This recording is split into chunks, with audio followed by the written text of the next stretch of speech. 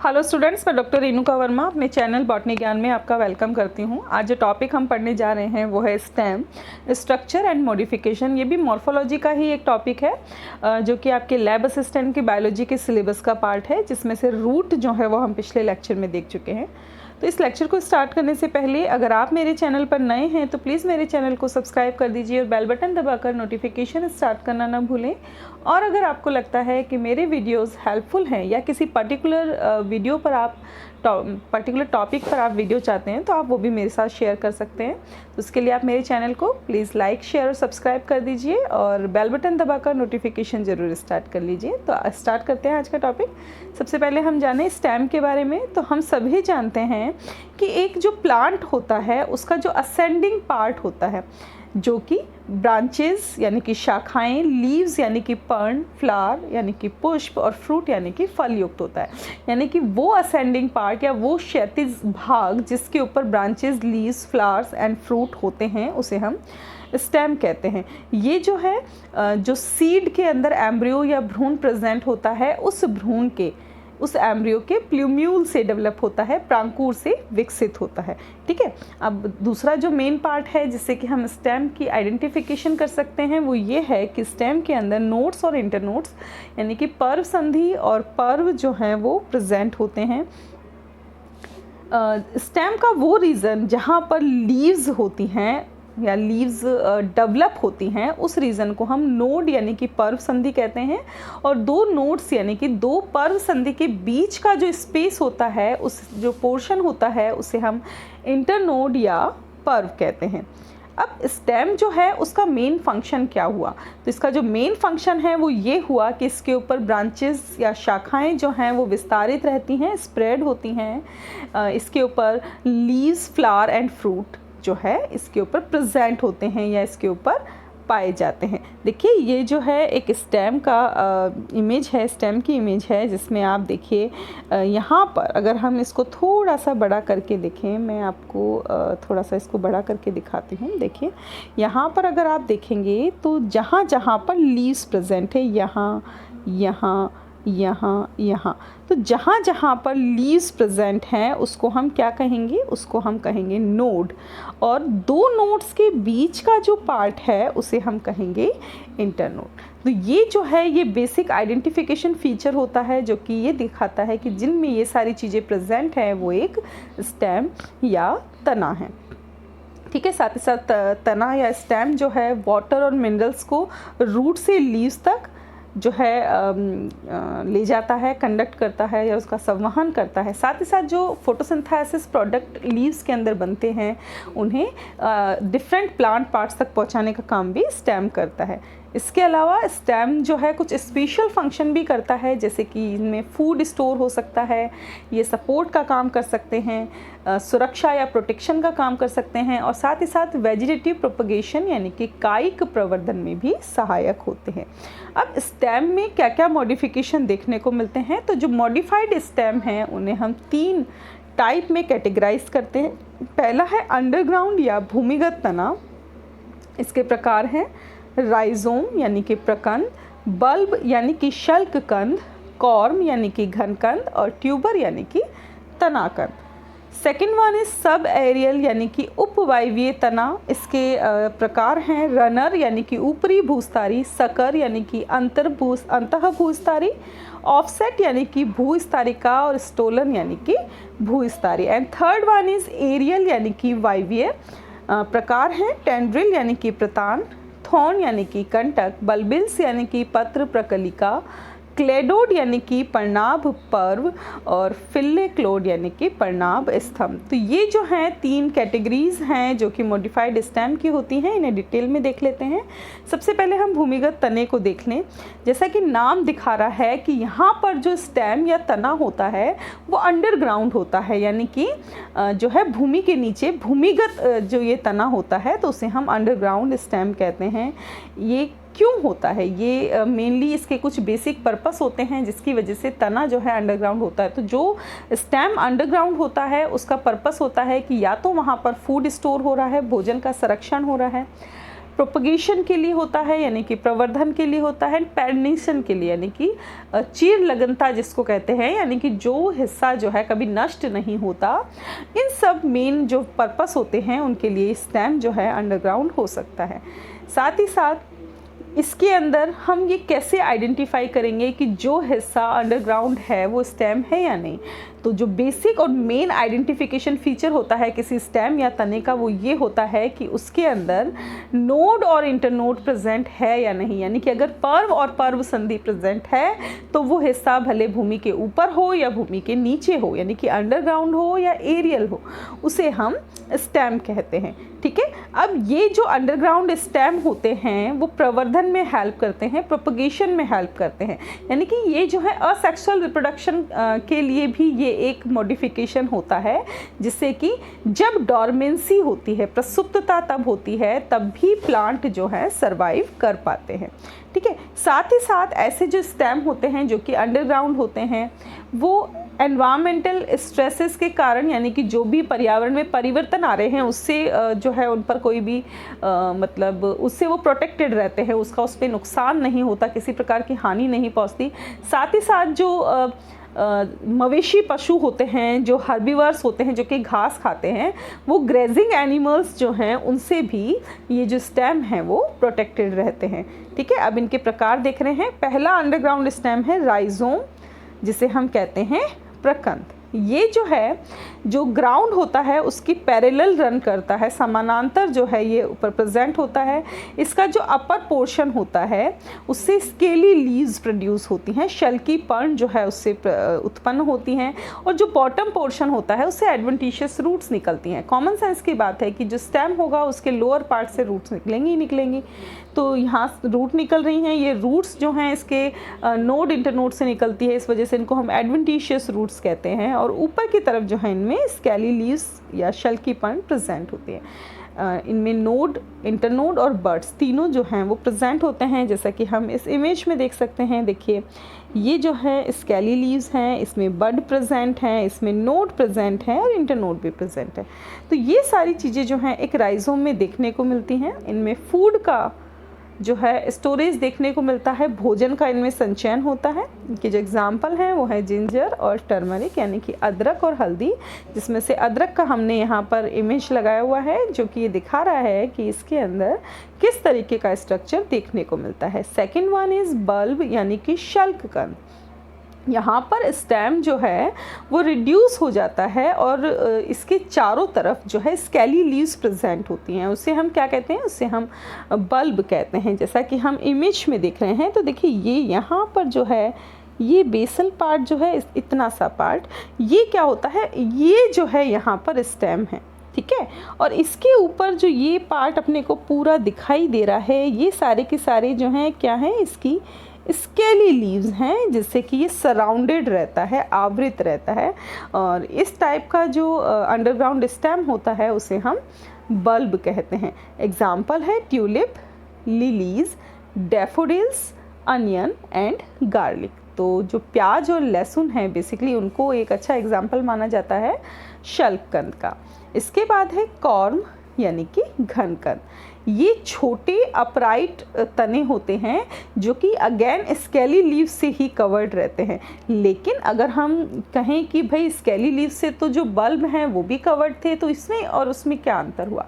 अंतर ये हुआ कि जो अनियन, गार्लिक या जो हमने बल्ब देखा था वो जो स्केली लीव से कवर्ड होते हैं वो हार्ड पोर्शन नहीं है, लेकिन घनकंद या कॉर्म जो होता है वो बल्ब के कंपैरिजन में टफ होता है। जैसे कि देखिए इमेज में अगर हम कंपैरेटिवली देखें तो यहाँ पर देखिए जो मिडिल पार्ट है उसमें स्केली लीव्स वाला पार्ट अलग अलग नहीं दिखाई दे रहा, हार्ड पार्ट है। जबकि जब हम बल्ब में देखते हैं तो उसमें इस तरीके से स्केली लीव्स प्रेजेंट होती है, जैसा कि हमने प्याज और लहसुन में देखा। तो इस तरीके का स्ट्रक्चर है। तो ये जो बल्ब में प्रेजेंट होता है वो हार्ड नहीं होता, जबकि जो कॉर्म में प्रेजेंट होता है वो पार्ट हार्ड होता है। ठीक है, इसके एग्जाम्पल है कोलोकेसिया, यानी कि अरबी, यम और सेफ्रॉन। इन सब में जो स्टेम है वो कैसा होता है, अंडरग्राउंड स्टेम होता है। इसके बाद है ट्यूबर, ये भी अंडरग्राउंड स्टेम है जिसे हिंदी में हम तना कंद कहते हैं। यहाँ पर जो तने के टर्मिनल एंड्स होते हैं, यानी कि जो स्टेम तने के जो अंतस्थ सिरे होते हैं वो फूल जाते हैं, फूड को स्टोर कर लेते हैं, फ्लैशी हो जाते हैं, ठीक है। तो उसे हम क्या कहते हैं, उसे हम ट्यूबर कहते हैं। जैसे कि हम इमेज में देख रहे हैं, यहाँ पर देखिए इस तरीके से जो स्टेम का अंतस्थ हिस्सा है, जो टर्मिनल हिस्सा है, टर्मिनल पार्ट है, वो कैसा हो गया है, फूल गया है, फूड को स्टोर करके फ्लैशी हो गया है। तो इस तरीके के जो स्टेम है वो आलू में देखने को मिलते हैं।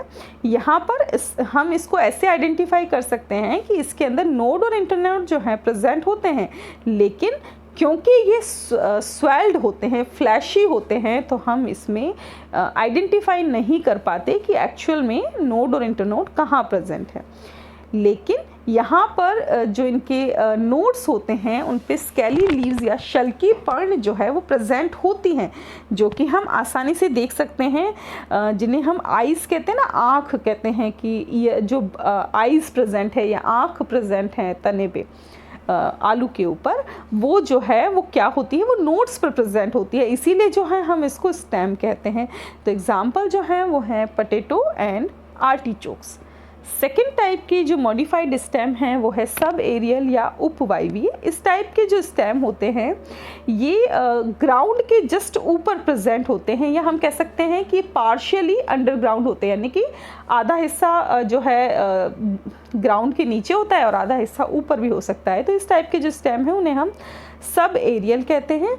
ये जो हैं उन प्लांट्स में मिलते हैं जो कि हर्बेशियस सिस्टम वाले होते हैं, जो शाकीय पौधे होते हैं ना, शाक जो होती हैं, हर्ब्स जो होती हैं, उनके अंदर बेसिकली देखने को मिलते हैं, जिनमें स्टेम जो है वो हर्बेशियस है, वीक है और बहुत ही कम समय के लिए जो रहते हैं, यानी शॉर्ट लीव्ड जो होते हैं, उनमें इस टाइप के स्टेम देखने को मिलते हैं।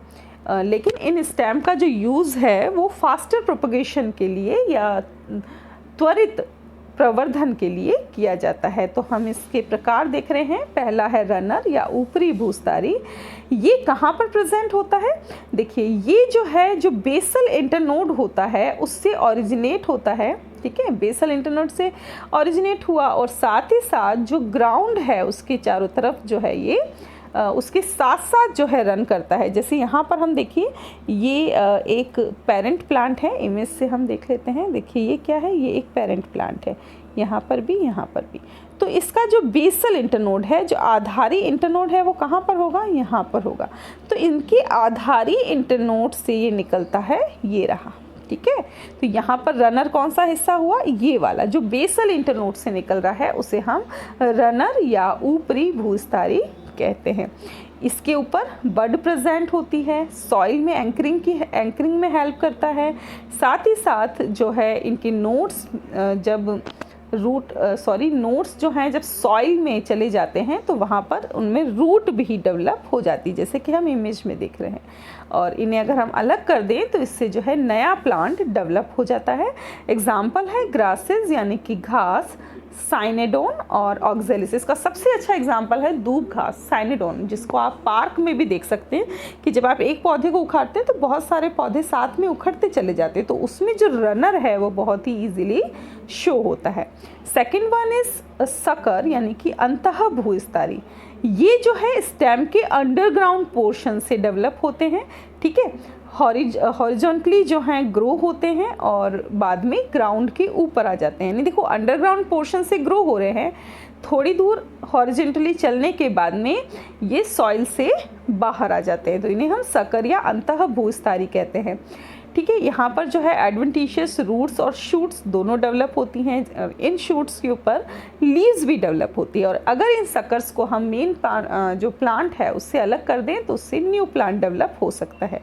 एग्जाम्पल है क्राइसैंथेमम, बनाना एंड पाइनएप्पल। जैसे कि देखिए इमेज में अगर हम देखें तो यहाँ पर देखिए ये जो आपको हिस्सा दिख रहा है, यहाँ पर ये इस तरीके से एरियल हो गया है, तो इसको हम सकर कह रहे हैं।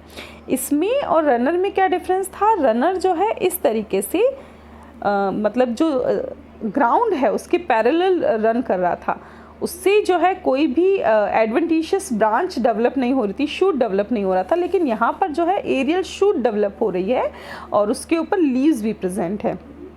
नेक्स्ट वन इज़ ऑफसेट यानी कि भूस्तारिका। ये ज़्यादातर जो एक्वेटिक प्लांट्स होते हैं उनमें पाए जाते हैं। ठीक है, इनमें क्या होता है, शॉर्ट इंटरनोड वाली एक लेटरल ब्रांच जो है वो डेवलप होती है। ठीक है, और जहाँ पर नोड्स प्रेजेंट है वहाँ पर लीव्स का रोजेट डेवलप हो जाता है, और ऊपर की तरफ तो लीव का रोजेट और नीचे की तरफ जो है रूट डेवलप हो जाती है। मतलब हम कह सकते हैं मिनिएचर ऑफ प्लांट जो है डेवलप हो जाता है। इसके एग्जांपल है पिस्टिया और आइकोनिया। जलकुंभी जो है वो इसका बेस्ट एग्जांपल है, जिसे हम साइंटिफिक नेम में आइकोनिया कहते हैं। तो यहाँ पर देखिए ये क्या है, ये मेन प्लांट है, और ये जो है दूसरा, ये यहाँ पर स्टेम इस तरीके से डेवलप हो गया है। तो ये वाला जो स्टेम है वो क्या कहलाएगा, ये जो है ऑफसेट कहलाएगा या भूस्तारिका कहलाएगा। तो इसमें ऊपर की तरफ तो ये इस तरीके से लीव्स डेवलप हो गई हैं और नीचे की तरफ जो है रूट डेवलप हो गई है। तो ये इस प्लांट का एक तरीके से मिनिएचर है, और यहाँ से अगर इसको हम अलग कर दें तो ये न्यू प्लांट के रूप में फॉर्म हो जाता है। तो इसे हम ऑफसेट या भूस्तारिका कहते हैं। नेक्स्ट वन इज स्टोलन यानी कि भूस्तारी। जो मेन एक्सिस होती है उस मेन एक्सिस से अगर एक वीक एरियल ब्रांच अराइज हो जो कि थोड़ी छोटी हो और वो थोड़ी सी बैंड हो करके जब ग्राउंड के टच में आती है तो उससे रूट डेवलप हो जाती है, तो उसे हम स्टोलन या भूस्तारी कहते हैं। अगर इन्हें अलग कर दें तो उससे जो है नया प्लांट डेवलप हो जाता है। एग्जाम्पल है मिंट यानी कि पुदीना एंड स्ट्रॉबेरी। तो यहाँ पर आप देखिए इमेज के अंदर ये जो एरियल ब्रांच है, ठीक है, इस ब्रांच से एक छोटी इस साइड में और इस साइड में अगर हम देखें तो एक एरियल ब्रांच डेवलप हुई है जो वीक है। इस वजह से वो जब ग्राउंड के टच में आती है तो उसमें जो है रूट डेवलप हो जाती है, ऊपर की तरफ जो है लीव्स डेवलप हो जाती है। और अगर इनको हम अलग कर दें तो न्यू प्लांट के अंदर ये इजीली डेवलप हो सकते हैं। एंड थर्ड मॉडिफाइड कैटेगरी जो है स्टेम की वो है एरियल यानी कि वायवीय। कुछ प्लांट्स ऐसे होते हैं जिनमें जो उनका एरियल पार्ट है और जो बड है वो मॉडिफाई हो जाती हैं डिफरेंट फंक्शंस के लिए। कौन कौन से फंक्शंस के लिए, जैसे कि सपोर्ट करने के लिए, क्लाइंबिंग यानी कि आरोहण के लिए, फोटोसिंथेसिस यानी प्रकाश संश्लेषण के लिए, और वेजिटेटिव प्रोपगेशन यानी कि कायिक प्रवर्धन के लिए। तो हम देखते हैं फर्स्ट जो इसका टाइप है वो है टेंड्रिल यानी कि प्रतान। ठीक है, ये जो है एक डेलिकेट पार्ट होता है जो कि कॉइल्ड होता है, कुंडलित होता है, जो कि बेसिकली क्लाइंबिंग या आरोहण के लिए यूज़ होता है। जैसे कि हम यहाँ इमेज में देख रहे हैं, ये आपको जो दिखाई दे रहा है इस तरीके से स्प्रिंग की तरह जो है ये पार्ट होता है जो कि क्लाइंबिंग में हेल्प करता है। ठीक है, तो इसे हम क्या कहते हैं, इसे हम कहते हैं टेंड्रिल यानी कि प्रतान। ये एक्सिलरी बर्ड से डेवलप होते हैं, जो कक्षस्थ कलिकाएँ होती हैं उनसे ये डेवलप होते हैं, विकसित होते हैं। इनके जो एग्जाम्पल हैं वो है ग्रेप वाइन, वाटरमेलन यानी कि तरबूज, पंपकिन यानी कि कद्दू, और कुकुम्बर यानी कि खीरा। नेक्स्ट वन इज थॉर्न यानी कि कंटक। ये भी एक्सिलरी बर्ड से ही डेवलप हो रहे हैं जहाँ से टेंड्रिल डेवलप हो रहे थे।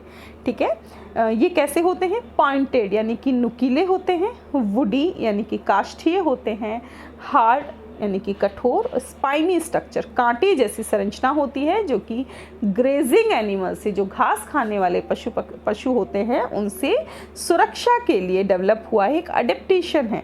एग्जाम्पल है बोगनविलिया एंड लेमन, जिसमें हम इजीली इस टाइप के थॉर्न्स को देख सकते हैं। तो देखिए इमेज में जो है थॉर्न बहुत ही अच्छे से दिखाई दे रहे हैं, किस तरीके के थॉर्न जो है प्रेजेंट होते हैं। नेक्स्ट वन इज़ बल्बिल्स यानी कि पत्र प्रकलिका। ये जो एक्सिलरी बड या कक्षस्थ कलिका प्रेजेंट होती है किसी भी स्टेम पर, उसमें जब मॉडिफिकेशन हो जाते हैं तो उसे हम बल्बिल्स या पत्र प्रकलिका कहते हैं। ये जो एक्सिलरी बड है, मॉडिफाइड एक्सिलरी बड जो है, उसमें फूड का स्टोरेज हो जाता है और ये फूल जाती है, फ्लैशी हो जाती है। और जब इसको हम मदर प्लांट से डिटैच करके अगर कहीं पर लगाते हैं तो इससे नया प्लांट डेवलप हो सकता है। एग्जाम्पल है डायोस्कोरिया। देखिए यहाँ पर बल्बिल्स बहुत ही अच्छे से दिखाई दे रही है, जो फूला हुआ ब्राउन ब्राउन पार्ट दिखाई दे रहा है ये बल्बिल है। यहाँ पर हम इमेज में भी देख सकते हैं, ये लीफ है और यहाँ पर लीफ के जस्ट जो एक्सिल वाला पार्ट है वहाँ पर जो है इस तरीके का फ्लैशी स्ट्रक्चर प्रेजेंट है, जिसे कि हम क्या कहते हैं, से हम बल्बिल या पत्र प्रकलिका कहते हैं। एंड नेक्स्ट है क्लेडोड एंड फिल्लोक्लेड। ठीक है, पर्णाभ पर्व और पर्णाभ स्टेम दोनों ही जो हैं मॉडिफाइड स्टेम हैं, जो कि ग्रीन कलर के होते हैं और फोटोसिंथेसिस को परफॉर्म करते हैं। ठीक है, ये फ्लैशी हो जाते हैं फूल करके, इनमें जो लीव्स हैं वो रिड्यूस हो जाती हैं, स्पाइंस के रूप में प्रेजेंट होती हैं। और ज़्यादातर जो जीरोफिटिक प्लांट्स होते हैं जिनमें वाटर लॉस को कम करना होता है, उनके अंदर इस टाइप का एडेप्टेशन या अनुकूलन जो है वो देखने को मिलता है। एग्जाम्पल है ओपनशिया, यूफोर्बिया एंड एस्पेरेगस। देखिए यहाँ पर हम देख सकते हैं फिल्लोक्लेड और क्लेडोड दोनों ही यहाँ दिखाई दे रहे हैं। ये जो है क्या है, कैक्टस है, ओपनशिया है, नागफनी भी हम इसको बोलते हैं। ये फिल्लोक्लेड है यानी कि पर्णाभ स्टेम है, पर्णाभ स्तंभ है, यानी कि यहाँ पर जो तना है वो लीफ लाइक ग्रीन स्ट्रक्चर होता है। और ये जो है वो है क्लेडोड है, जिसे कि हम पर्णाभ पर्व कहते हैं। ठीक है, यहाँ पे नोट्स जो हैं वो भी ग्रीन हो जाते हैं, लीव जैसे होते हैं। और नीचे जो है यहाँ पर हम देख सकते हैं ये है फिल्लोड। यहाँ पर ये देखिए पिटियोल जो है वो कैसा हो जाता है, लीफ लाइक हो जाता है। तो इस तरीके का जो स्टेम होता है वो मॉडिफाइड स्टेम की कैटेगरी में आता है। तो आई होप ये जो टॉपिक था जिसमें हमने ये जाना कि जो स्टेम है उसकी संरचना कैसी होती है और क्या क्या मॉडिफिकेशन या रूपांतरण इसमें देखने को मिलते हैं और ये रूपांतरण क्यों होते हैं, उसका रीज़न भी हमने इसमें देखा। तो ये आपको क्लियर हो गया। मिलते हैं नेक्स्ट लेक्चर में मॉर्फोलॉजी के ही एक और टॉपिक के साथ। तब तक बने रहें हमारे साथ। Thanks for watching and stay tune to botany Gyan for more informative botany lectures और बायोलॉजी लेक्चर्स। Thank you.